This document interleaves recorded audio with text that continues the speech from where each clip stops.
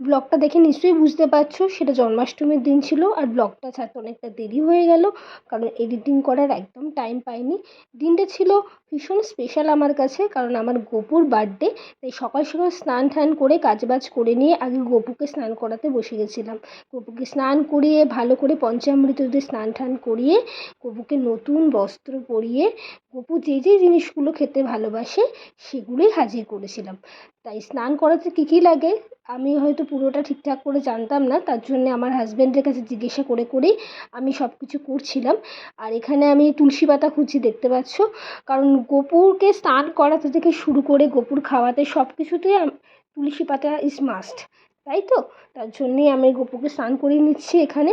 আর গপু জন্মাষ্টমীর দিনকার আমার কাছে ভীষণ স্পেশাল, তার কারণ হলো কারণ বছরে কোনো দিনই সেরকমভাবে গপুর সেবা যত্ন করা হয় না, কারণ যেহেতু কাজ করি, বাড়ির কাজ বাইরের কাজ সব মিলে গপুর জন্য একদমই টাইম দেওয়া হয় না।